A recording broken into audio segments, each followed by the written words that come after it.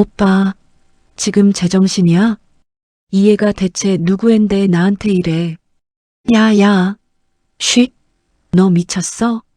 목소리 안 낮춰? 누가 들으면 어쩌려고. 아유, 누가 듣긴 뭘 들어. 내가 지금 무서울 게 뭐가 있어? 사촌 동생이라고 속이고 축의금 걷게 하니까 내가 바보로 보여? 이 애가 누구 애인데 오늘 양가 부모님 앞에서 다 까발려 버릴까? 신부 입장곡이 흘러나오는데 문은 열리지 않았습니다. 대신 식장의 대형 화면이 환하게 켜졌습니다. 신랑이 숨겨둔 아이, 그리고 유전자 검사지. 축의금을 걷던 사촌 여동생이 알고 보니 신랑이 숨겨둔 애 엄마였던 겁니다. 그 사실을 알고도 유나는 울지 않았습니다. 오히려 입꼬리를 쓱 올리며 서늘하게 웃었죠. 그러고는 신랑 측 축의금 돈통을 통째로 들고 사라졌습니다. 그런데 그 돈통 안에 신랑 집안을 송두리째 무너뜨릴 무언가가 섞여 있을 줄은 유나 자신도 그 누구도 몰랐습니다. 오늘의 사연 시작합니다. 함께 해주시는 모든 분들께 온갖 행운과 돈줄이 마르지 않기를 바라겠습니다. 번화가 사거리에 자리 잡은 큼직한 빵집 카페 창가에서 유나가 직접 내린 진한 커피잔을 만지작거립니다. 창밖으로 바쁘게 오가는 사람들을 가만히 바라보던 유나의 눈길이 다이어리에 적힌 날짜 위에 멈춥니다. 딱 1년 전 오늘 유나의 인생을 송두리째 뒤집어 놓았던 그 결혼식 날로 기억이 천천히 거슬러 올라갑니다. 강남 한복판의 으리으리한 예식장, 신부 대기실 안, 화려한 구슬이 촘촘히 박힌 드레스를 입은 유나가 끊임없이 찾아오는 손님들에게 고개를 숙입니다. 어머, 신부가 어쩜 이렇게 고와. 감사합니다. 와주셔서 정말 감사해요. 유나가 입꼬리를 올리며 인사를 건네던 그때 예식 1시간 전이었습니다. 시아버지가 될 사람이 주변을 힐끔거리며 대기실 안으로 들어옵니다. 손에는 검은색 봉투 하나가 들려 있었죠. 민준아, 이리 와봐라. 민준의 아버지가 아들의 손목을 끌어당기며 봉투를 쥐어줍니다. 이거 절대로 잃어버리면 안 돼. 회사 명운이 달린 거야. 알겠냐? 네, 아버지. 걱정 마세요. 민준이 봉투를 받아들고는 대수롭지 않게 안주머니에 쑤셔 넣습니다. 로비로 나온 민준의 곁으로 하객들이 우르르 몰려듭니다. 야, 강민준 장가가네. 축하한다. 와줘서 고맙다. 안에 들어가서 식사하고 가. 악수를 나누고 어깨를 두드리느라 정신이 하나도 없던 민준. 그 와중에 사촌 여동생 행세를 하며 축의금을 받고 있던 수진이 손을 내밉니다. 오빠, 그거 놔줘. 내가 챙길게. 민준이 별 생각 없이 봉투를 수진의 손에 턱 건넵니다.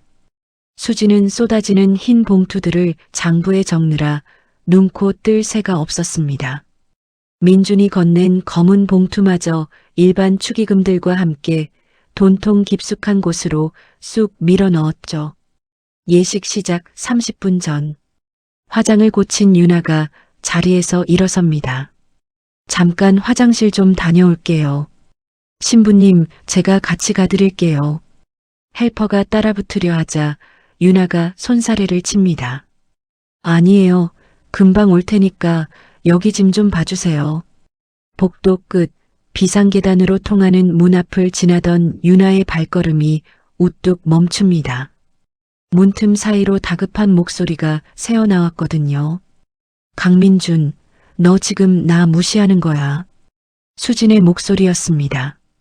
유나가 숨을 죽이고 벽에 등을 바짝 붙입니다.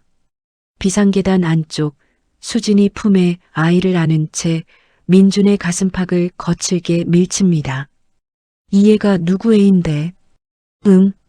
오늘 양가 부모님 앞에서 다 까발려 버릴까? 수진이 서류 봉투 하나를 민준의 코앞에서 흔들어댑니다. 이 안에 친자 확인서 들어있는 거 알지? 나 진짜 한다. 사색이 된 민준이 두 손을 싹싹 빕니다. 제발, 제발 오늘만 좀 넘기자. 내가 다 해줄게. 뭘 해줄 건데? 입으로만 떠들지 말고. 민준이 떨리는 손으로 안주머니에서 수첩을 꺼냅니다. 볼펜을 꺼내 뭔가를 휘갈겨 쓰기 시작합니다. 오늘 들어온 축의금 전부 다 너 가져. 신혼집도 내 명의로 돌려놓을게. 여기 적었어. 각서를 찢어 수진의 손에 쥐어주는 민준의 이마에 식은 땀이 송골송골 맺힙니다. 문 밖에서 이 모든 걸 들은 유나. 숨겨둔 아이, 가짜 사촌 동생, 그리고 추악한 거래까지. 그런데 이상하죠. 유나는 울지 않았습니다. 절망해서 주저앉지도 않았습니다. 오히려 입꼬리를 스윽 끌어올리며 서늘하게 미소를 짓습니다. 그러고는 조용히 휴대폰을 꺼내들죠. 유나가 휴대폰 화면을 문틈에 바짝 갖다 댑니다. 손끝 하나 떨리지 않습니다. 두 사람의 은밀한 거래 장면을 소리 하나 새어나가지 않게 차분히 영상에 담습니다. 이윽고 수진이 각서를 챙겨 계단을 먼저 내려갑니다. 또각또각 구두 소리가 멀어지자 유나가 살그머니 문을 엽니다. 바닥에 떨어진 서류 봉투 하나가 눈에 들어옵니다. 수진이 흘리고 간 거였죠. 유나가 봉투를 주워 안을 들여다봅니다. 민준과 아이의 이름이 또렷이 박힌 유전자 검사 결과지였습니다. 유나가 그 종이를 한 장 한 장 사진으로 찍어 휴대폰에 차곡차곡 저장합니다. 화장실로 들어간 유나가 가방에서 가위를 꺼냅니다. 치렁치렁한 드레스 밑단을 싹둑싹둑 잘라 무릎 길이로 만듭니다. 굽 높은 구두를 벗어 던지고 가방에 챙겨온 운동화로 갈아 신습니다. 거울 속 유나의 눈빛이 차갑게 빛납니다. 강민준, 네가 판을 깔았으니까 마무리는 내가 할게. 로비 구석으로 나온 유나가 벽에 걸린 전화기를 듭니다. 방송실 번호를 꾹꾹 누릅니다. 여보세요, 거기 방송실이죠. 퀵 왔는데요. 로비 입구로 좀 나와주실래요? 무거워서요. 직원이 자리를 비운 그 짧은 틈, 유나가 방송실로 미끄러지듯 들어갑니다. 휴대폰을 컴퓨터에 연결하고는 손을 빠르게 움직입니다. 조금 전 찍은 유전자 검사 결과지 사진과 비상계단 영상, 신랑 입장 순서에 맞춰 큰 화면에 저절로 뜨도록 설정을 마칩니다. 유나가 방송실을 빠져나오는 순간 안내 방송이 흘러나옵니다. 신랑 입장이 있겠습니다. 하객 여러분의 큰 박수 부탁드립니다. 조명이 민준을 환하게 비춥니다. 박수갈채를 받으며 민준이 당당하게 통로를 걸어 들어갑니다. 조금 전 비상계단에서 빌던 모습은 온데간데 없이 입가엔 미소가 가득합니다. 신랑 입장이 끝나고 신부 입장곡이 흘러나옵니다. 그런데 닫힌 문은 열릴 기미가 없습니다. 대신 식장 안조명이 갑자기 뚝 꺼집니다. 웅성웅성 하객들이 어리둥절해하는 사이 정면의 커다란 화면이 환하게 켜집니다. 민준과 수진이 각서를 주고받는 장면, 그리고 유전자 검사 결과지가 화면 가득 채워집니다. 이 애가 누구 애인데? 수진의 목소리가 큰 스피커를 타고 식장 전체에 쩌렁쩌렁 울려 퍼집니다. 순간 식장이 발칵 뒤집힙니다.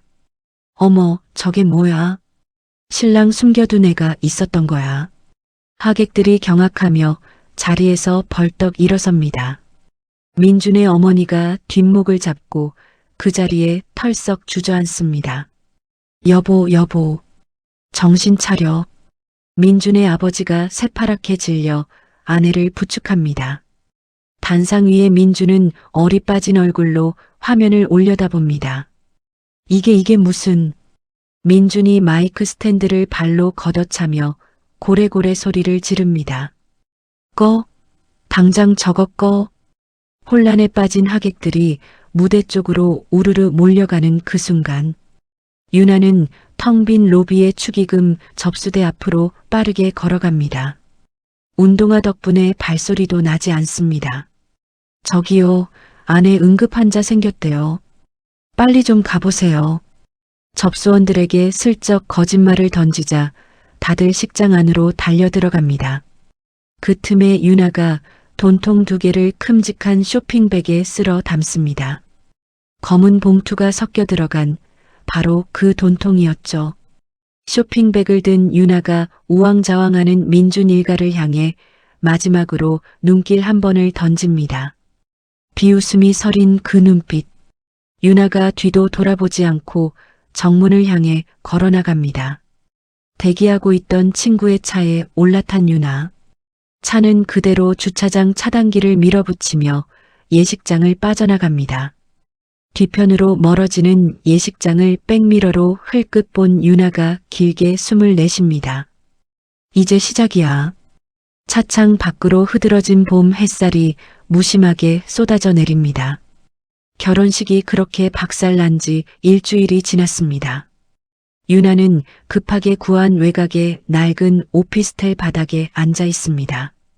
손에는 두툼한 서류 한 뭉치가 들려있죠. 민준 측 변호사 사무실에서 보낸 손해배상 청구서였습니다. 유나가 종이를 휙 넘기며 콧방귀를 낍니다. 흥? 돈을 물어내라고.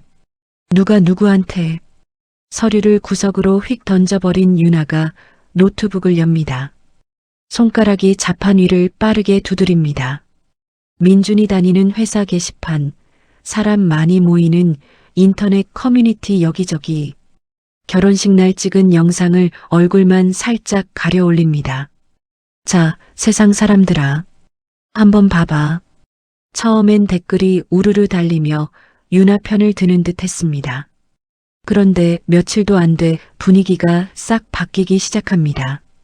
민준이 비싼 돈을 주고 전문 업체를 고용한 거였죠. 유나가 올린 글들은 순식간에 명예훼손이라며 죄다 지워집니다. 대신 엉뚱한 기사들이 쏟아져 나옵니다. 신부 측 과도한 혼수 요구 거절당하자 앙심 품고 자작극.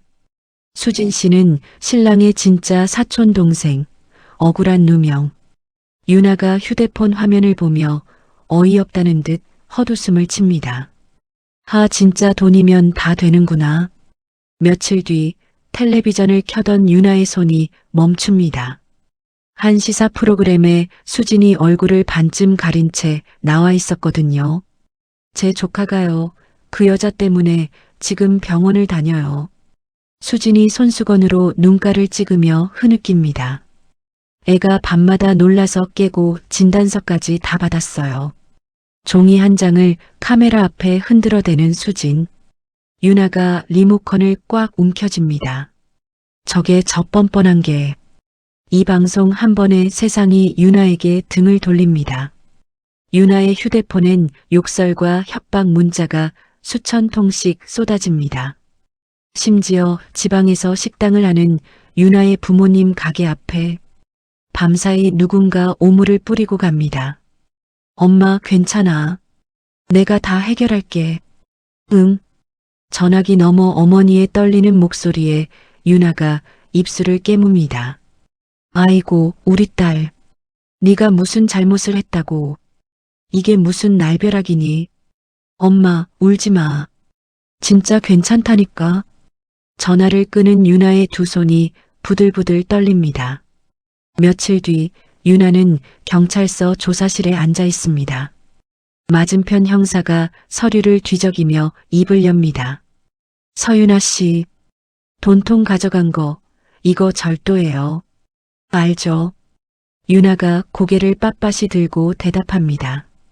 그건 절도가 아니라 제가 마땅히 받아야 할 보상이에요. 사기 결혼 당했잖아요. 심정은 알겠는데 법이 그렇게 안 봐요. 일단 조서부터 씁시다. 형사가 한숨을 쉬며 자판을 두드립니다. 조사를 마치고 경찰서 로비로 나오는 유나. 그 앞을 누군가 떡하니 가로막습니다. 민준이었습니다. 야, 서윤아. 어디까지 갈 생각이야? 민준이 코웃음을 치며 서류 한 장을 내밉니다. 좋게 끝내자. 가져간 돈통 2배로 토해내. 그럼 없던 일로 해줄게. 유나가 서류를 내려다봅니다. 그러더니 두 손으로 박박 찢어 허공에 뿌려버립니다. 종이 조각들이 민준의 얼굴 위로 흩날립니다. 법정에서 봐. 거기서 다 까발려 줄 테니까. 유나가 어깨로 민준을 툭 치고 지나갑니다. 민준이 뒤통수에 대고 소리칩니다. 너 후회하게 될 거야. 진짜로. 오피스텔로 돌아온 유나. 방 벽면에 커다란 종이 여러 장을 붙입니다. 수진의 옛날 인터넷 사진들, 민준이 다녔던 곳들을 하나하나 적어 나갑니다. 친척이라고 했지. 진짜 그런지 한번 보자고. 유나가 형광펜으로 동그라미를 칩니다. 3년 전 성탄절, 그리고 그의 밸런타인데이. 수진과 민준이 똑같은 고급 식당에서 다정하게 찍은 사진이 나왔거든요. 사촌끼리 밸런타인데이를 챙겨. 말이 되냐고. 유나가 그 부분에 두 줄을 쫙 긋습니다. 다음 날 유나는 증거 자료를 챙겨 들고 강남의 변호사 사무실들을 돕니다. 하지만 가는 곳마다 문전박대입니다. 아이고, 상대가 그 로펌이라고요. 우리는 못 맡아요. 미안해요. 이건 우리가 감당이 안 돼. 지친 몸을 끌고 돌아오는 길, 유나의 휴대폰이 울립니다. 모르는 번호였습니다. 여보세요. 낯선 여자의 조심스러운 목소리가 흘러나옵니다. 저 인터넷에 글 올리신 분 맞죠? 저도 강민준한테 당한 사람이에요. 유나의 발걸음이 그 자리에 멈춥니다. 자기를 차지희라고 불러달라는 그 여자. 민준의 과거 사기를 증명할 수 있다며 만나자고 합니다. 밤 12시. 사람 하나 없는 한강공원 벤치. 검은 모자에 마스크를 쓴 지희가 주위를 살피며 유나 옆에 앉습니다. 늦은 시간에 미안해요. 사람 눈이 무서워서요. 아니에요. 와주셔서 제가 더 고마워요. 지희가 깊은 숨을 한 번 쉬고는 입을 엽니다. 3년 전이었어요. 민준이랑 수진이 부부인 척하면서 저한테 접근했어요. 부부요? 네. 투자하면 2배로 불려준다고. 제 전 재산을 다 가져갔어요. 지희의 목소리가 가늘게 떨립니다. 그리고요, 그의 수진이 데리고 다니는 애 말이에요. 네, 그 애가 왜요? 제가 알기론 민준이 친자도 아니에요. 협박하려고 급하게 구한 애일 거예요. 유나의 눈이 번쩍 뜨입니다. 주머니 속 작은 녹음기가 조용히 돌아가고 있었습니다. 이거 은행 거래 내역서예요. 도움이 될 거예요. 지희가 가방에서 서류 뭉치를 꺼내 건넵니다. 유나가 떨리는 손으로 그것을 받아 가방에 챙깁니다. 고마워요, 정말. 이 은혜 잊지 않을게요. 꼭 이겨줘요. 저 같은 사람 또 안 나오게. 지희가 모자를 푹 눌러 쓰고 어둠 속으로 사라집니다.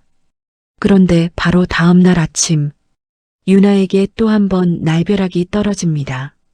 민준 측에서 유나의 통장을 묶어버린 겁니다. 은행에 가도 돈 한 푼 찾을 수가 없습니다. 손님, 죄송하지만 이 계좌는 지금 거래가 안 됩니다.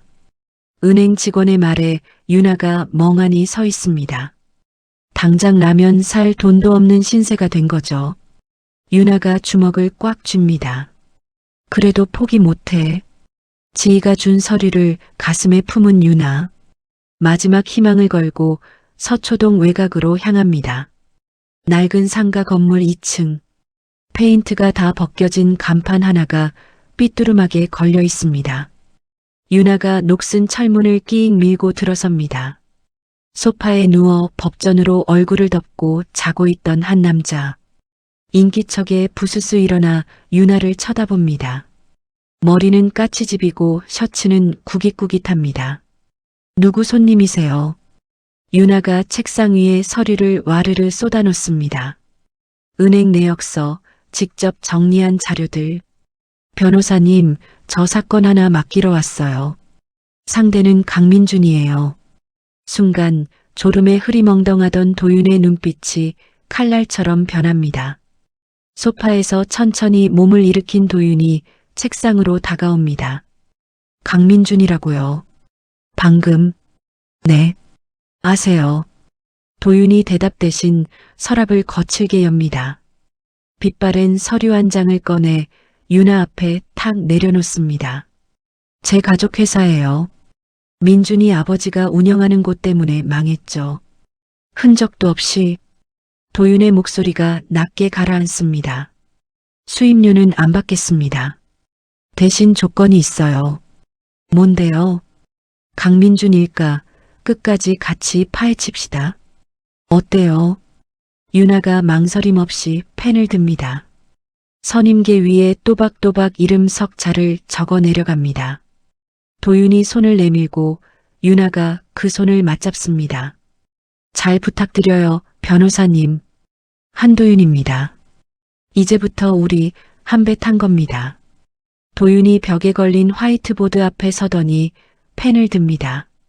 강민준이라는 이름을 한가운데 큼직하게 적고는 그 둘레로 선을 거칠게 그어 나갑니다. 재판을 앞두고 도윤이 가장 먼저 한 일, 믿을 만한 사설 탐정 한 명을 부르는 거였습니다.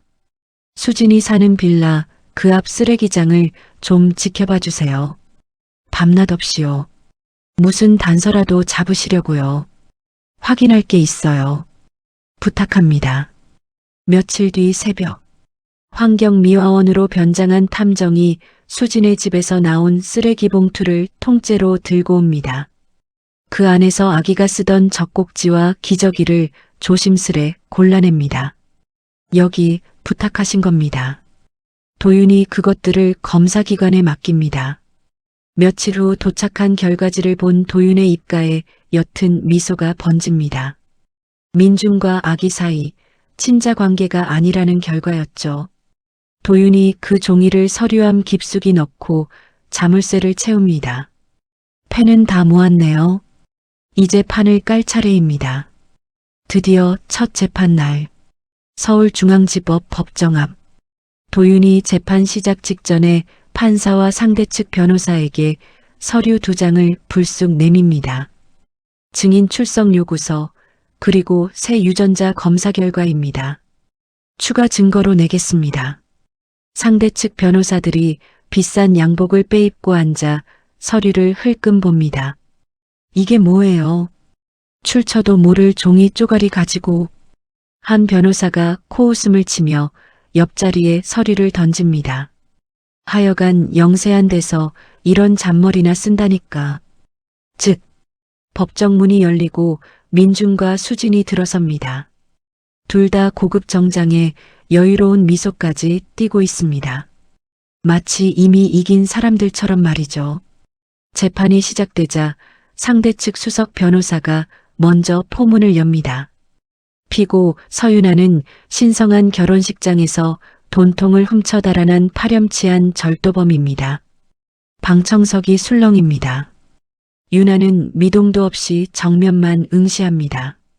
도윤 역시 팔짱을 낀 채 묵묵히 상대의 말이 끝나기를 기다립니다. 이윽고 재판장이 도윤에게 발언 기회를 줍니다.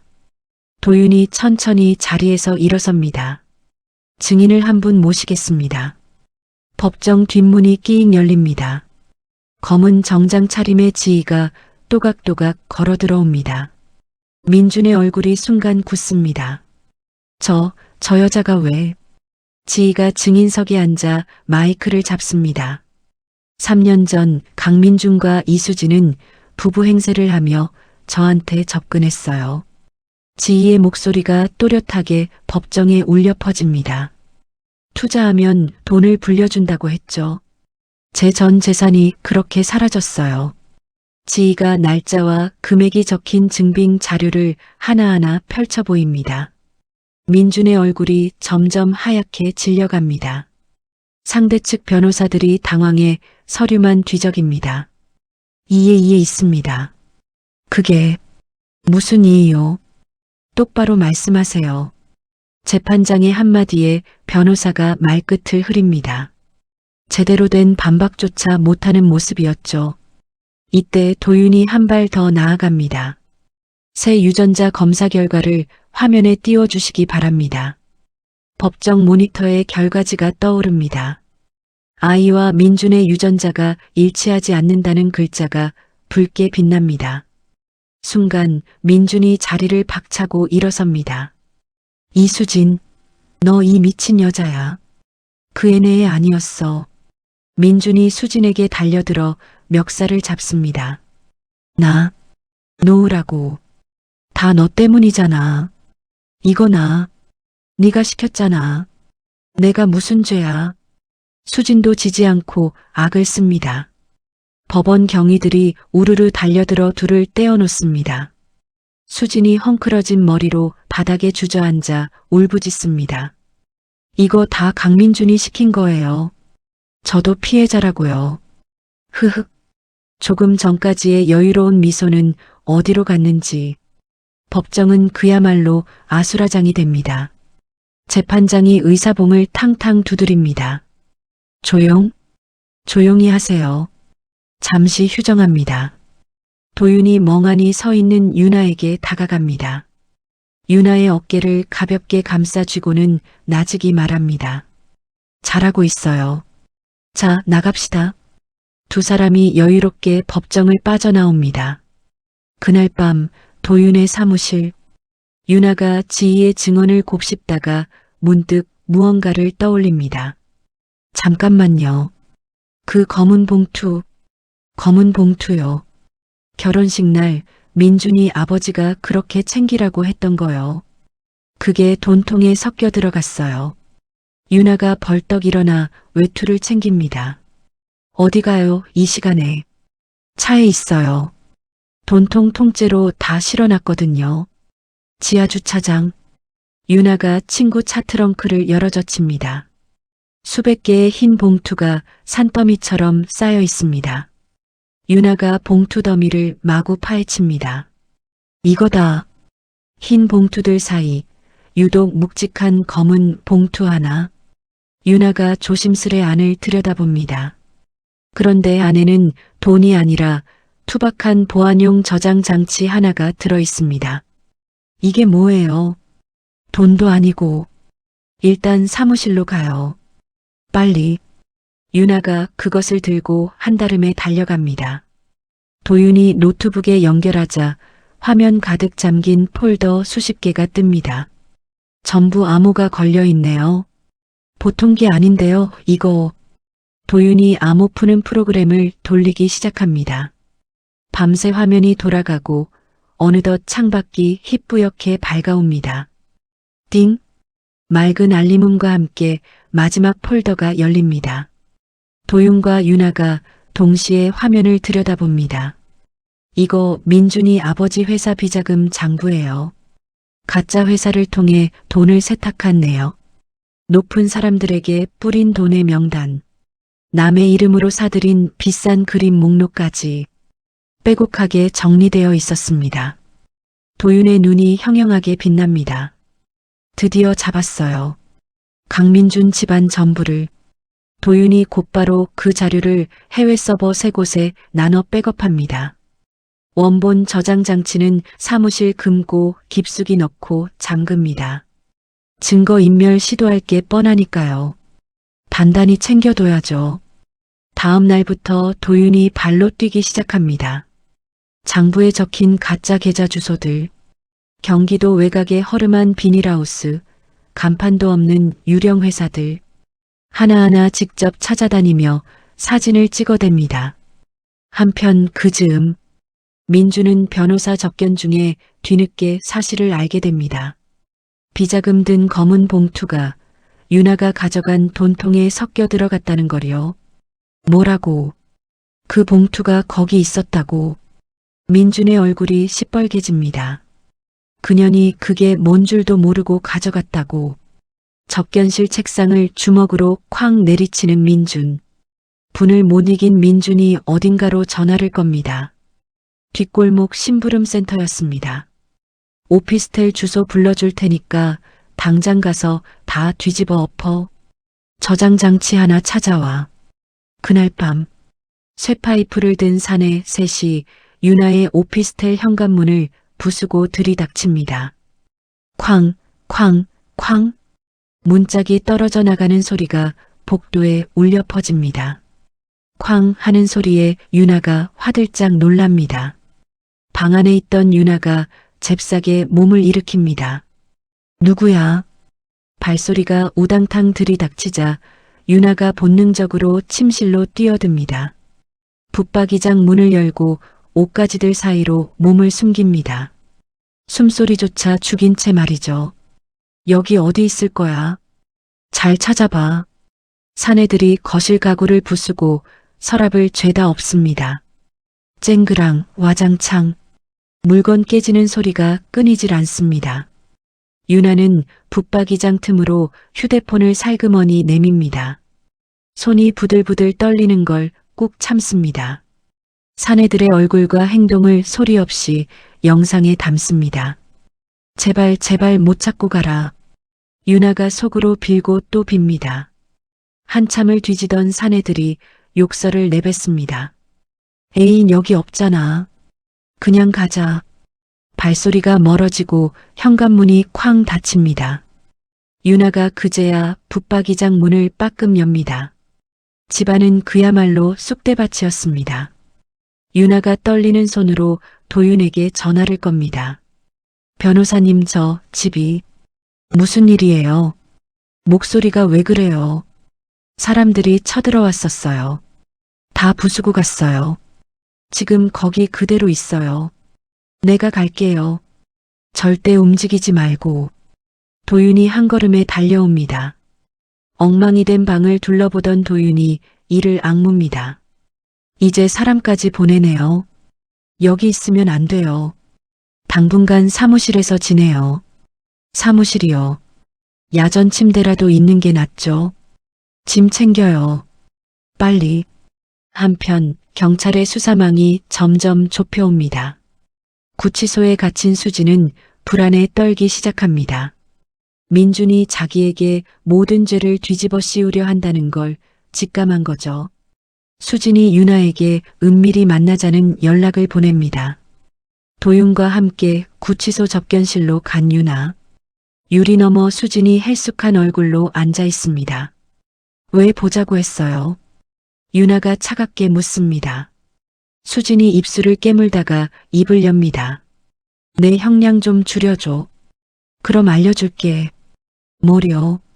민준이가 비싼 그림으로 돈을 숨겨둔 곳이 있어. 거기 위치랑 비밀번호. 도윤이 눈썹을 치켜 올립니다. 그걸 왜 우리한테 넘기죠? 수진이 코웃음을 칩니다. 나 혼자 죽을 순 없잖아. 그 인간도 같이 끌고 가야지. 수진이 종이에 주소와 번호를 적어 유리 틈으로 밀어넣습니다. 강남 한복판의 최고급 레지던스였습니다. 그날 밤 유나와 도윤이 그곳을 찾아갑니다. 수진이 알려준 번호를 누르자 문이 스르륵 열립니다. 안으로 들어선 두 사람이 입을 다물지 못합니다. 온도와 습도를 맞춰주는 기계가 윙윙 돌아가고 있었거든요. 거실이며 방마다 비싼 그림과 조각상이 빽빽하게 들어차 있습니다. 세상에 이게 다 얼마야? 유나가 나직이 중얼거립니다. 장부에 적힌 금액이랑 딱 맞아떨어지네요. 도윤이 휴대폰을 꺼내 들고 작품마다 적힌 번호를 꼼꼼히 찍습니다. 이거면 빼도 박도 못해요. 도윤이 찍은 사진들을 검찰과 세무당국에 익명으로 보냅니다. 손끝이 야무지게 움직입니다. 제보가 들어간 지 단 이틀. 검찰 수사관들이 들이닥칩니다. 민준의 본가 레지던스, 그리고 아버지 회사 본사까지 동시에 들이쳐 압수수색을 벌입니다. 파란 상자를 줄줄이 든 수사관들이 회장실을 빠져나옵니다. 그 광경을 지켜보던 민준의 아버지. 이게 무슨 말을 잇지 못하고 뒷목을 부여잡습니다. 그대로 그 자리에 풀썩 쓰러지고 맙니다. 회장님, 회장님. 비서들이 달려들고 사이렌을 울리며 구급차가 달려옵니다. 번쩍이는 경광등 속에 실려가는 회장의 모습. 이 장면이 그날 저녁 뉴스 속보로 쫙 깔립니다. 며칠 뒤 다시 열린 재판. 검사가 윤아 측이 넘긴 비자금 저장 장치와 레지던스 압수품을 새 증거로 내놓습니다. 상대 측 변호사들이 고개를 푹 숙입니다. 이번엔 코웃음 치던 그 여유가 온데간데 없습니다. 더 이상 드릴 말씀이 없습니다. 민준이 넋이 나간 얼굴로 피고인석에 털썩 주저앉습니다. 재판장이 판결을 내립니다. 피고 서윤아는 신랑 측의 명백한 기만에 맞서는 과정에서 벌인 일임을 참작한다. 윤아에게는 선고를 미루는 판결이 내려집니다. 당장 죄를 묻지 않겠다는 뜻이었죠. 반면 민준에게는 무거운 실형이 떨어집니다. 피고 강민준, 징역 5년. 수진에게도 징역 2년이 선고됩니다. 손에 수갑이 채워진 민준과 수진. 각각 다른 호송차에 오릅니다. 멀찍이서 그 모습을 지켜보던 윤아가 길게 숨을 내쉽니다. 드디어 끝났네요. 일막이 끝난 거죠. 고생했어요, 정말. 도윤이 윤아의 어깨를 토닥입니다. 모든 법적 다툼이 끝난 다음 날, 윤아는 정당하게 받은 보상금에 그동안 모은 돈을 보탭니다. 서울 변두리의 아담한 상가 하나를 계약하죠. 오래전부터 품어온 꿈, 빵집 카페였습니다. 주말마다 도윤이 작업복 차림으로 나타납니다. 변호사님이 이런 것도 할 줄 알아요. 무시하지 마요. 이래봬도 손재주 좋아요. 윤아와 도윤이 함께 벽에 페인트를 칠합니다. 낡은 배관도 갈아 끼우고 먼지를 뒤집어 쓰며 깔깔 웃습니다. 한 달 뒤, 윤 베이커리 카페라는 간판이 환하게 내걸립니다. 문 여는 전날 밤, 두 사람이 나란히 카운터에 앉아 첫 메뉴판을 만듭니다. 크루아상은 꼭 들어가야 해요. 내가 제일 자신 있거든요. 그럼 첫 손님한테는 그걸로 대접합시다. 개업 첫날 아침, 도윤이 보낸 커다란 화환이 문 앞에 떡하니 섰습니다. 각 구운 빵에서 풍기는 고소한 버터 향이 골목을 가득 채웁니다. 윤아의 사연을 아는 동네 주민들이 하나둘 찾아옵니다. 고생 많았어요. 빵이 어쩜 이렇게 맛있어. 감사합니다. 또 오세요. 마침 윤아의 재판을 응원하던 한 유명 유튜버가 빵을 극찬하는 영상을 올립니다. 그날부터 카페가 그야말로 대박이 납니다. 새벽부터 빵을 사려는 줄이 수백 미터씩 늘어섭니다. 급기야 큰 백화점에서 입점 제한까지 들어오죠. 백화점 임시 매장을 여는 날, 손님들이 문 열자마자 우르르 달려듭니다. 준비한 빵이 단 2시간 만에 동이 납니다. 텅 빈 진열대를 바라보는 윤아의 눈가가 촉촉해집니다. 이게 진짜 꿈은 아니죠. 도윤이 뒤에서 윤아의 어깨를 따뜻하게 감싸 안습니다. 꿈 아니에요. 다 윤아 씨가 일군 거예요. 그날 저녁, 한강이 내려다 보이는 식당에서 두 사람이 잔을 부딪힙니다.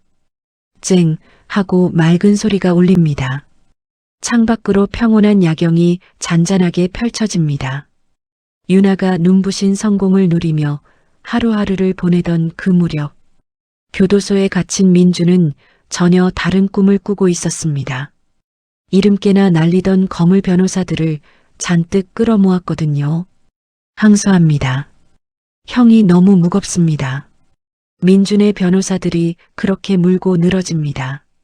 아버지가 쓰러지셔서 집안이 풍비박산 났습니다. 피고가 가장으로서 어머니를 모셔야 합니다. 부디 선처를. 변호사들이 막대한 돈을 법원에 맡기며 동정에 호소합니다. 게다가 윤아가 가져갔던 축의금까지 전부 갚겠다고 나섭니다. 피해를 다 물어줬으니 봐달라는 거였죠. 재판이 길게 늘어집니다. 그 사이 민주는 모범수 행세를 하며 표정 관리를 합니다. 교도관 앞에서는 반성하는 척 고개를 푹 숙입니다. 제가 다 잘못했습니다. 죗값 달게 받겠습니다. 속내는 시뻘겋게 끓고 있었지만 말이죠. 결국 항소심 재판부가 형을 크게 깎아줍니다. 피고 강민준, 징역 3년에 집행유예 5년. 피해 보상과 반성 태도를 참작했다는 이유였습니다. 당장은 가두지 않겠다는 뜻이었죠. 처음 갇힌 지 1년 남짓. 민준이 구치소 문을 나섭니다. 가을비가 추적추적 내리는 날이었습니다. 머리를 짧게 깎은 민준이 낡은 택시에 올라탑니다. 휴대폰을 켜자 화면에 기사 하나가 뜹니다. 윤 베이커리 백화점 임시 매장 2시간 만에 완판. 민준의 손끝이 부르르 떨립니다. 서윤아, 너 때문이야. 다 너 때문이라고. 민준이 입술을 짓씹습니다. 눈빛이 시뻘겋게 달아오릅니다. 두고 봐. 네가 쌓은 거 내 손으로 다 무너뜨려 줄 테니까. 빈털터리가 된 민준. 비상금으로 땅에 묻어뒀던 명품 시계와 금부치를 파냅니다. 전당포에 헐값으로 넘기고 현금을 챙깁니다. 그 돈으로 윤아의 본점 카페 맞은편 허름한 모텔 3층 구석방을 통째로 빌립니다. 창문에 검은 시트지를 발라 빛 한 줄기 안 새는 밀실을 만듭니다. 방 안에 큼직한 망원경을 설치한 민준. 매일같이 렌즈에 눈을 받고 카페 안을 들여다봅니다. 손님들에게 환하게 웃으며 빵을 건네는 윤아. 그 모습을 보는 민준의 얼굴이 일그러집니다. 웃어라, 웃어. 얼마나 더 웃나 보자. 민준이 뒷골목에서 대포폰 여러 대를 사들입니다. 예전에 알고 지내던 건달들, 여론 조작하는 브로커들, 여기저기 돈을 붙이며 연락을 돌립니다. 며칠 뒤 깊은 밤, 오토바이 헬멧을 쓴 사내 둘이 야구 방망이를 들고 나타납니다. 윤아의 카페 통유리창을 와장창 박살내고는 순식간에 달아납니다. 다음 날 아침, 가게 문을 연 윤아가 그 자리에 굳어버립니다. 깨진 유리 조각이 바닥에 흩어져 있고 테이블이 엎어져 있습니다. 이게 어떻게 된 거야? 윤아의 손에서 빗자루가 툭 떨어집니다. 다리가 후들거려 그 자리에 주저앉을 뻔합니다. 경찰이 출동해 폴리스 라인을 칩니다. 하지만 범인들이 약삭빠르게 감시 카메라 사각지대로만 다녀서 잡기가 쉽지 않습니다. 손님, 일단 신고는 접수했는데요. 시간이 좀 걸릴 것 같습니다. 경찰의 말에 윤아가 입술만 깨뭅니다. 그런데 이게 끝이 아니었습니다. 유리창 사건 직후 동네 인터넷 카페와 배달 애프기에 이상한 글들이 도배되기 시작합니다. 윤 베이커리 빵 먹고 식구들 다 배탈 났어요. 응급실 갔습니다. 여기 위생 엉망인 듯. 다들 조심하세요. 게다가 토사물 묻은 수건 사진, 병원 영수증 사진까지 떡하니 붙어 있습니다. 물론 다 조작된 거였죠. 사람들의 불안이 삽시간에 퍼져나갑니다. 급기야 백화점 임시 매장 앞. 환불해달라는 손님들이 몰려와 고함을 지릅니다. 여기 빵 먹고 우리 애가 탈났다고. 책임져. 매니저 어디 갔어? 당장 나오라고 해. 매니저의 멱살을 잡는 손님까지 나옵니다. 소식을 들은 백화점 측이 윤아를 호출합니다. 윤아 씨, 미안하지만 매장 빼셔야겠어요. 네. 그게 무슨 말씀이세요? 브랜드 이미지가 너무 망가졌어요. 위약금도 물어주셔야 하고요. 윤아가 망연자실 그 자리에 서 있습니다. 제가 잘못한 게 아니에요. 다 누가 꾸민 거라고요. 증거가 있어요. 없으면 저희도 어쩔 수가 없어요. 본점 카페마저 하루 종일 파리만 날립니다. 윤아가 반죽해둔 산더미 같은 밀가루. 상해가는 재료들을 쓰레기 봉투에 꾸역꾸역 담습니다. 손에 힘이 하나도 들어가지 않습니다. 내가 또 이렇게 당하는구나. 유나의 눈에서 눈물이 뚝뚝 떨어집니다. 그때 도윤이 소식을 듣고 헐레벌떡 달려옵니다. 굳어있는 유나의 두 손을 와락 잡습니다. 유나야, 정신 차려. 응. 도윤아, 나 또 무너지나 봐. 무너지긴 누가 무너져. 내가 옆에 있잖아. 도윤이 유나의 손을 꼭 쥐고 눈을 맞춥니다. 당분간 가게 문 닫고 상황 좀 보자. 내가 다 알아볼 테니까. 도윤이 곧바로 사무실 직원을 불러들입니다. 컴퓨터 잘 다루는 직원에게 허위 글들을 추적하게 합니다. 밤새 직원이 글 올린 계정들의 접속 위치를 거꾸로 줬습니다. 다음 날 아침, 직원이 도윤에게 보고를 올립니다. 변호사님, 이 글들 전부 한 곳에서 나왔어요. 어디예요? 경기도 외곽 어느 불법 도박장 구석 컴퓨터예요. 프로그램으로 자동으로 글을 찍어냈더라고요. 도윤의 눈빛이 날카로워집니다. 역시 누가 작정하고 한 거였어. 도윤이 직접 그 도박장을 찾아갑니다.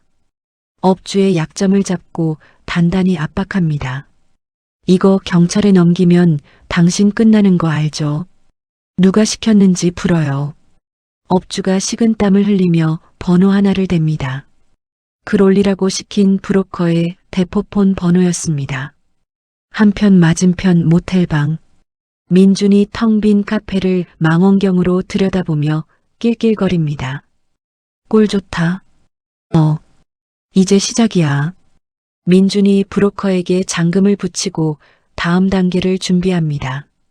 며칠 뒤 자정 무렵, 검은 우비를 입은 사내가 카페 뒷골목에 나타납니다. 환풍구 안으로 썩은 음식물을 쏟아부으려던 찰나, 근처를 지나던 순찰차 불빛에 화들짝 놀라 달아납니다. 다음 날 아침, 뒷골목 상황을 살피던 도윤의 표정이 굳습니다. 이건 단순한 악플러짓이 아니야. 도윤이 항소심에서 풀려난 민준을 떠올립니다. 곧바로 사설 탐정을 붙여 민준의 행방을 쫓기 시작합니다. 그리고 무심코 고개를 든 도윤. 카페 맞은편 모텔 3층 창문이 며칠째 검은 시트지로 가려져 있습니다. 도윤이 그 창문을 한참 동안 올려다봅니다. 저기였구나. 강민준, 너. 도윤의 두 주먹이 단단하게 쥐어집니다. 도윤이 사설 보안업체를 은밀히 불러들입니다.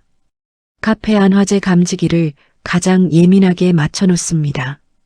주방이며 출입구 구석구석, 배터리로 돌아가는 손톱만 한 카메라들을 몰래 답니다. 이 카메라들 제 휴대폰이랑 카페 인터넷 방송에 바로 연결되게 해주세요. 네, 변호사님. 화면 끊김없이 다 잡힙니다. 도윤이 고개를 끄덕이며 카메라 위치를 다시 한번 확인합니다. 한편 민주는 안달이 났습니다. 그렇게 괴롭혔는데도 유나가 가게 문을 완전히 닫지 않고 버티고 있었거든요. 독한 년. 그래, 아예 잿더미로 만들어주마. 민준이 이를 갈며 결심을 굳힙니다. 금요일 밤, 민준이 철물점에서 산 큼직한 기름통 2개를 챙깁니다. 쇠사슬 끊는 절단기도 손에 듭니다. 검은 모자와 마스크로 얼굴을 가린 채 모텔방을 나섭니다. 같은 시각, 도윤은 유나를 자신의 집에 안전하게 데려다 놓습니다. 오늘은 절대 나오지 마. 무슨 일 있어도. 알았지. 도윤아, 너 위험한 거 아니야. 걱정 마. 형사님들이랑 같이 있을 거야. 도윤이 강력반 형사 둘과 함께 카페 맞은편 골목. 짙게 선팅된 승합차 안에 숨죽이고 잠복합니다. 새벽 2시, 장대비가 쏟아지는 뒷골목. 검은 그림자 하나가 나타납니다. 민준이었습니다. 주위를 쓱 둘러본 민준이 절단기를 꺼냅니다. 뒷문에 걸린 쇠사슬 자물쇠를 싹둑 끊어냅니다. 찰칵. 민준이 뒷문을 열고 주방으로 스며듭니다. 그 순간 승합차 안도윤의 휴대폰, 붉은 경고등이 요란하게 깜빡입니다. 왔어요. 들어갔습니다. 도윤이 화면을 노려봅니다. 민준이 주방 바닥과 비싼 오븐 둘레에 기름을 콸콸 들이붓습니다. 매캐한 냄새가 카페 안을 가득 메웁니다. 도윤이 곧장 유나에게 전화를 겁니다. 유나야, 지금 카페 방송 켜. 라이브 버튼 눌러. 지금. 알았어. 유나가 떨리는 손으로 휴대폰 화면을 누릅니다. 도윤이 형사들에게 눈짓을 보냅니다. 세 사람이 승합차 문을 소리 없이 엽니다. 주방 안. 민준이 주머니에서 라이터를 꺼냅니다. 엄지로 부싯돌을 막 켜려는 찰나. 번쩍. 카페 앞 모든 조명이 눈이 멀 정도로 한꺼번에 켜집니다. 뭐야? 민준이 눈을 가리며 비틀거립니다. 그 순간 주방 안쪽 스피커에서 유나의 목소리가 울려 퍼집니다. 여러분, 지금 보고 계시죠? 강민준이 제 가게에 불을 지르려고 합니다. 생중계되는 유나의 단호한 목소리. 민준이 사방을 두리번거립니다. 이게 무슨... 바로 그때 도윤이 주방 문을 박차고 뛰어듭니다. 라이터를 쥔 민준의 팔목을 단숨에 낚아챕니다. 강민준, 여기까지다. 도윤이 민준의 팔을 비틀어 바닥으로 꺾어 누릅니다. 나, 이거 놓으라고. 민준이 발버둥을 치지만 소용없습니다. 뒤따라 들어온 형사들이 민준의 양팔을 뒤로 꺾습니다. 철컥 수갑이 채워집니다. 강민준, 방화미수 현행범으로 체포합니다. 바닥에 엎드린 민준이 침을 뱉으며 악을 씁니다. 서윤아, 너 이걸로 끝날 줄 알아. 도윤이 민준의 멱살을 잡아 일으킵니다. 그러고는 천장 구석을 손가락으로 가리킵니다. 저거 보여. 카메라야. 작은 렌즈에 빨간 불빛이 또렷이 켜져 있습니다. 네가 한 짓 지금 수만 명이 다 보고 있어. 민준의 얼굴이 사색이 됩니다. 유나의 카페 인터넷 방송. 접속자 수가 순식간에 폭발하듯 늘어납니다. 한때 서버가 버티지 못해 화면이 잠깐 멈출 정도였죠. 댓글창이 분노로 들끓습니다. 저 인간 진짜 끝까지 가네. 집행유예 중에 방화라니. 미쳤다. 형사들이 민준을 경찰차로 끌고 가는 내내 주변 상인들이 잠옷바람으로 몰려나와 웅성댑니다. 빗방울 사이로 경찰차 경광등이 번쩍번쩍 돌아갑니다. 날이 밝자 과학수사대가 카페로 들이닥칩니다. 기름 성분과 지문을 채취합니다. 민준이 머물던 맞은편 모텔방도 급습해 샅샅이 뒤집니다. 그 방에서 무더기로 쏟아져 나온 증거들, 브로커들과 주고받은 대포폰 문자, 카페 도면, 그리고 유나의 하루 동선을 시간대별로 적어놓은 관찰 일지까지. 이 정도면 빠져나갈 구멍이 없네요. 형사가 혀를 내두릅니다. 오전 10시 유나가 경찰서 브리핑룸 단상에 올라섭니다. 수많은 기자들의 마이크 앞. 유나의 표정은 그 어느 때보다 단단합니다. 여러분께 진실을 말씀드리겠습니다. 유나가 모텔방에서 나온 증거 자료들을 펼쳐 보입니다. 그동안 떠돌던 식중독 소문, 그리고 유리창 테러, 전부 집행유예 중이던 강민준이 꾸민 짓이었습니다. 찰칵찰칵 카메라 플래시가 터집니다. 저는 단 한 번도 손님을 속인 적이 없습니다. 유나의 목소리가 또렷하게 울려 퍼집니다. 뉴스 속보가 나가자마자 상황이 뒤바뀝니다. 돈을 받고 허위 후기를 쓴 사람들, 브로커들이 처벌을 줄여보려고 줄줄이 경찰서로 자수합니다. 제가 돈 받고 글 올렸습니다. 죄송합니다. 오해가 풀린 유나의 카페. 방송을 본 시민들이 보낸 화환과 응원 쪽지가 가게 유리창을 가득 덮습니다. 사장님 힘내세요. 빵 먹으러 갈게요. 꼭 버티세요. 주말이 되자 카페 앞에 긴 줄이 늘어섭니다. 억울하게 당한 가게를 돕자며 사람들이 몰려든 거죠. 이른바 착한 소비 행렬이었습니다. 문 연 지 1시간. 준비한 빵이 또 한 번 동이 납니다. 유나가 텅 빈 진열대를 바라보며 가슴을 쓸어내립니다. 고맙습니다. 정말 고맙습니다. 유나가 줄 선 손님들을 향해 연신 고개를 숙입니다. 저 멀리 경찰서 유치장. 민준이 차가운 바닥에 앉아 두 손에 얼굴을 묻습니다. 이럴 리가 없어. 이럴 리가. 같은 시각 유나의 카페에선 각 구운 빵 냄새가 골목 가득 따뜻하게 퍼져나갑니다. 유나의 무고함이 세상에 드러난 직후 백화점 대표이사가 직접 유나의 매장을 찾아옵니다. 손에는 작은 선물 상자까지 들려 있습니다. 유나 씨, 저희가 성급했습니다. 정말 죄송합니다. 대표이사가 깊이 고개를 숙입니다. 유나가 잠시 그 모습을 바라봅니다. 사과는 받겠습니다. 하지만 그때 제가 얼마나 힘들었는지 아세요? 압니다. 다 저희 불찰이에요. 대표이사가 새 계약서를 내밉니다. 위약금은 없던 일로 하겠습니다. 그리고 이전보다 2배 넓은 자리를 드리겠습니다. 수수료도 파격적으로 낮췄습니다. 다시 한번 기회를 주세요. 유나가 계약서를 천천히 살핍니다. 그러고는 펜을 들어 이름을 적습니다. 좋아요. 대신 이번엔 끝까지 믿어주셔야 해요. 같은 시각 검찰청 조사실. 담당 검사가 모텔방에서 나온 자료들을 소리내어 읽습니다. 오전 7시 유나 출근. 오후 9시 가게 마감. 이건 누가 봐도 작정하고 따라다닌 기록이네요. 검사가 서류를 탁 내려놓습니다.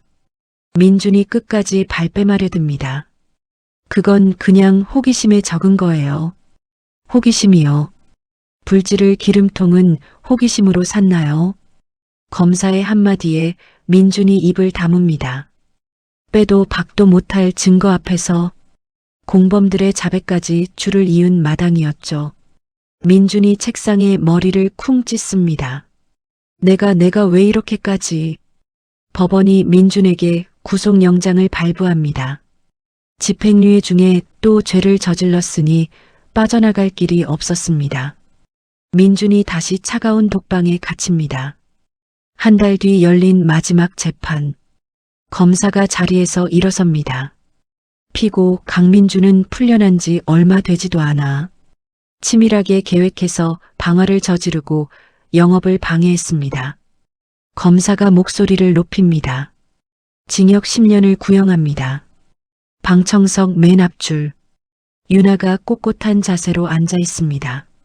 재판장과 민준을 번갈아 바라보는 눈빛이 흔들림 없습니다. 재판장이 입을 엽니다. 피고는 죄질이 매우 나쁘고 반성의 기미가 전혀 없다. 재판장의 목소리가 법정에 묵직하게 깔립니다. 이에 검찰 구형대로 징역 10년을 선고한다.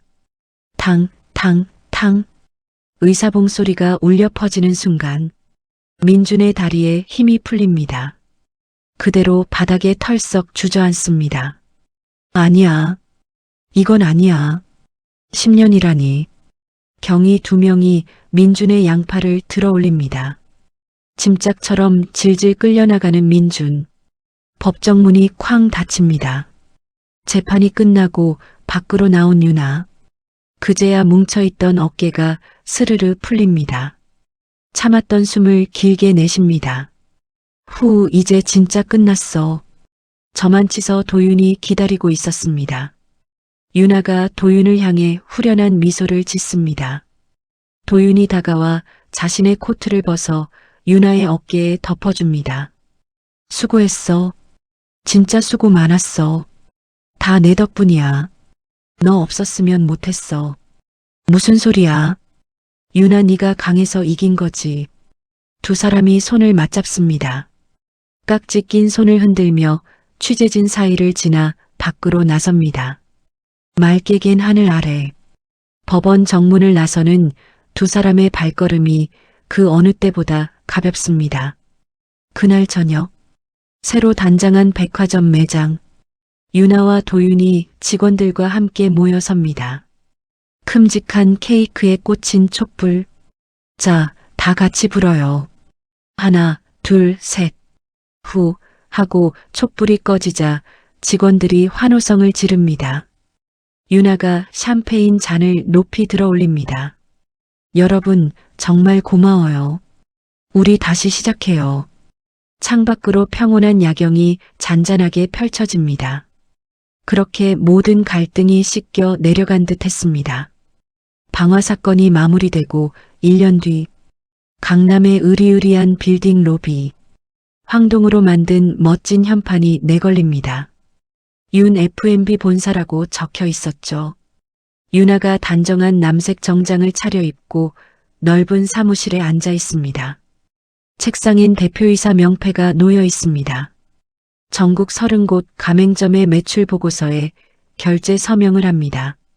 또각또각 사인하는 손길에 여유가 넘칩니다. 문이 열리고 도윤이 들어옵니다. 이제 큰 법률사무소의 대표 변호사이자 윤 F&B의 법률 고문이죠. 두툼한 서류 가방을 든 채 환하게 웃습니다. 바쁘신 대표님, 잠깐 시간 괜찮으십니까? 또 놀린다. 이리 와서 앉아. 두 사람이 응접실 테이블에 마주 앉습니다. 새 가맹 계약서를 꼼꼼히 살피는 틈틈이 서로를 향해 다정한 눈빛을 주고받습니다. 유나가 문득 펜을 내려놓습니다. 도윤아, 나 재단 하나 만들려고. 재단? 응. 나처럼 사기당하고 혼자 일어서기 힘든 여자들 돕는 거야. 도윤이 유나를 가만히 바라봅니다. 역시 너답다. 내가 다 도와줄게. 유나가 사제를 털어 윤희망 재단을 세웁니다. 성대한 발족식이 열리는 날, 유나가 단상에 올라 마이크를 잡습니다. 제가 겪은 시련이요. 그땐 정말 죽을 것 같았어요. 그런데 유나가 잠시 숨을 고릅니다.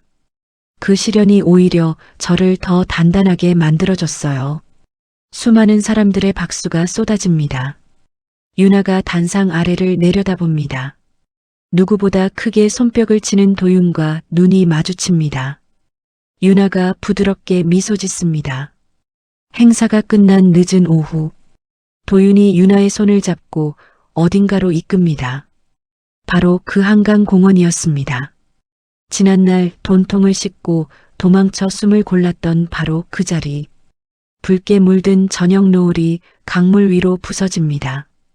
도윤이 걸음을 멈추더니 유나 앞에 한쪽 무릎을 꿇습니다. 주머니에서 작은 상자를 꺼냅니다. 영롱하게 빛나는 반지가 모습을 드러냅니다. 유나야. 도윤의 목소리가 살짝 떨립니다. 네가 제일 힘들 때 옆에 있었던 사람으로 평생 옆에 있고 싶어? 나랑 결혼해 줄래? 유나가 두 손으로 입을 가립니다. 눈가에 그렁그렁 눈물이 차오릅니다. 바보야. 그걸 말이라고 해. 도윤이 유나의 네 번째 손가락에 반지를 끼워줍니다. 노을빛이 부서지는 한강변. 두 사람이 서로를 힘껏 끌어안습니다. 길고 길었던 고난의 끝에서 마침내 진짜 사랑이 활짝 피어납니다. 도윤의 청혼이 있고 계절이 한 번 더 바뀝니다. 빛 한 줌 들지 않는 지방 교도소의 차가운 독방. 수염이 덥수룩하게 자란 민준이 콘크리트 벽에 머리를 기댑니다. 멍하니 허공만 바라봅니다. 교도관이 철창 틈으로 식판을 밀어넣습니다. 식은 밥덩이가 딱딱하게 굳어 있습니다. 민준이 발작하듯 식판을 걷어찹니다. 내가 왜 여기 있어? 응, 다 그년 때문이잖아. 아무도 듣지 않는 욕설이 허공으로 흩어집니다. 같은 시각, 다른 교도소, 여자 재소자들이 일하는 봉제 공장. 낡은 죄수복을 입은 수진이 미싱을 돌리고 있습니다. 옆자리 재소자와 사소한 시비가 붙습니다. 야, 너 지금 나 무시했어. 누가 너 같은 사기꾼을 무시해. 꼴값하네. 수진이 발끈해 자리에서 일어섭니다. 서로 멱살을 잡고 격렬한 몸싸움이 벌어집니다. 그 와중에 돌아가던 미싱 바늘. 수진의 손가락을 깊게 찌릅니다. 아! 수진이 피를 흘리며 비명을 지릅니다. 교도관들이 달려와 수진을 거칠게 끌어냅니다. 어두운 징벌방으로 질질 끌려가는 수진. 남의 삶을 짓밟고 욕심을 채우려던 두 사람. 각자의 철창 안에서 끝없는 후회의 시간을 보냅니다. 뿌린 대로 거두는 법이었죠. 다시 시간과 장소가 바뀝니다. 서울 시내의 한적하고 아름다운 야외 식물원. 따사로운 햇살이 예식장 입구로 쏟아집니다. 그런데 입구가 좀 특별합니다. 거창한 화환도 축의금 받는 접수대도 없습니다. 대신 작은 모금함 하나와 정성스러운 방명록만 놓여 있습니다. 윤희망 재단에 마음을 보탤 수 있는 자리였죠. 과거 윤아의 증인이 되어줬던 지희. 윤 FMB 직원들이 환한 얼굴로 모여듭니다. 말끔한 턱시도 차림의 도윤에게 인사를 건넵니다. 변호사님, 아니 신랑님, 진심으로 축하드려요. 와줘서 고마워요. 정말. 도윤이 사람들과 일일이 악수를 나눕니다. 그때 신부 대기실 문이 열립니다. 심플하지만 우아한 실크 드레스를 입은 윤아. 머리엔 작은 화관을 썼습니다. 융단이 깔린 길 입구에 윤아가 섭니다. 악몽 같았던 첫 번째 결혼식과는 전혀 다릅니다. 윤아의 눈빛엔 온전한 믿음과 사랑이 가득합니다. 길 끝에 서 있는 도윤을 향해 윤아가 한 걸음 한 걸음 천천히 걸어갑니다. 주례없이 진행되는 예식. 도윤이 윤아의 손을 잡고 서약서를 펼칩니다. 윤아야, 네가 걸어온 상처와 시간을 내가 다 품을게. 평생토록. 도윤의 목소리가 하객들 사이로 잔잔하게 퍼집니다. 이번엔 윤아가 서약서를 펴니다. 도윤아, 어떤 시련이 와도 나는 너의 가장 든든한 편이 될게. 윤아가 또박또박 다짐을 읽어내려갑니다. 하객석 맨 앞줄. 윤아의 부모님이 자리에서 일어섭니다. 지난날 오물 테러의 악플까지 그 모진 시간을 묵묵히 견뎌낸 두 분. 딸의 눈부신 모습에 눈시울을 붉힙니다. 우리 딸 고생 끝에 낙이 왔구나. 윤아의 어머니가 손수건으로 눈가를 찍습니다. 두 분이 누구보다 크게 박수를 보냅니다. 직원들이 준비한 축가가 울려 퍼집니다. 하객들의 웃음소리가 유리 천장을 넘어 하늘로 흩어집니다. 축가가 끝나고 윤아와 도윤이 서로의 허리를 감쌉니다. 꽃가루가 흩날리는 길 한가운데서 짧고 달콤한 입맞춤을 나눕니다. 식이 끝나고 연회장으로 자리를 옮긴 두 사람. 테이블을 이리리 돌며 하객들의 손을 맞잡습니다. 와주셔서 정말 감사해요. 예식장 한편. 지희가 윤아에게 다가옵니다. 윤희망 재단의 첫 번째 도움을 받은 사람이 바로 지희였거든요. 윤아 씨, 이 감사패 꼭 직접 드리고 싶었어요. 지희가 떨리는 손으로 감사패를 건넵니다. 덕분에 저 다시 일어섰어요. 작은 가게도 열었고요. 윤아가 지희를 와락 끌어안습니다. 고마워요. 그때 용기 내줘서. 우리 앞으로도 같이 가요. 두 여자가 서로를 꼭 안고 등을 토닥입니다. 해가 지고 예식장 곳곳에 매달린 수백 개의 꼬마 전구가 일제히 불을 밝힙니다. 따뜻하고 환상적인 저녁 파티가 시작됩니다. 도윤이 윤아의 어깨를 감싸고 테라스로 이끕니다. 윤아야, 오늘 들어온 기부금 말이야. 응, 어떻게 할까? 미혼모 자립시설에 전부 전하자. 어때? 유나가 환하게 웃으며 고개를 끄덕입니다. 좋아. 진짜 너답다. 유나가 밤하늘을 올려다봅니다. 있잖아. 예전에 내가 훔쳐야만 했던 그 돈. 그게 이제는 누군가를 살리는 돈이 됐네. 가슴이 벅차오르는 듯 유나의 눈가가 촉촉해집니다. 파티가 무르익을 무렵 유나와 도윤이 손을 맞잡습니다. 하객들의 열렬한 환호 속에 예식장 중앙 통로를 따라 힘차게 걸어나갑니다. 두 사람이 예식장 문을 나서는 순간 밤하늘의 별빛이 새 출발을 축복하듯 반짝입니다. 활짝 열린 대문 너머로 나서는 두 사람의 뒷모습, 그 어느 때보다 평온하고 단단해 보입니다. 상처 입고 버려졌던 한 여자, 스스로의 강한 의지와 귀한 인연의 도움으로 통쾌하게 복수를 끝내고 마침내 찬란한 성공과 진짜 사랑을 손에 쥐었습니다. 맑고 푸른 하늘 아래 유나와 도윤이 깍지 낀 손을 더욱 단단히 맞잡습니다. 새로운 삶을 향해 힘차게 걸음을 내딛습니다. 여러분, 오늘의 사연 어떻게 들으셨나요? 가장 축복받아야 할 결혼식 날 믿었던 사람의 끔찍한 배신 앞에서도 주저앉지 않은 유나 씨의 용기가 참 대단하게 느껴집니다. 남의 가슴에 피눈물 나게 만든 사람들은 결국 차가운 철창 신세를 지며 비참하게 죗값을 치르게 되었네요. 역시 세상에 인과응보라는 말은 절대 틀린 적이 없는 것 같습니다. 살다 보면 가끔 생각지도 못한 위기나 억울한 일과 마주할 때도 있지요. 하지만 유나 씨처럼 꿋꿋하게 이겨내고 당당하게 나아간다면 그 상처가 오히려 더 단단한 발판이 되어 진짜 행복을 가져다 줄 것입니다. 쓰디쓴 아픔을 딛고 일어나 멋지게 성공도 거두고 진실한 짝까지 만난 유나 씨의 앞날에 앞으로는 꽃길만 펼쳐지기를 응원해 봅니다. 우리 구독자님들의 하루하루에도 늘 기분 좋고 행복한 일만 가득하시기를 진심으로 바랍니다.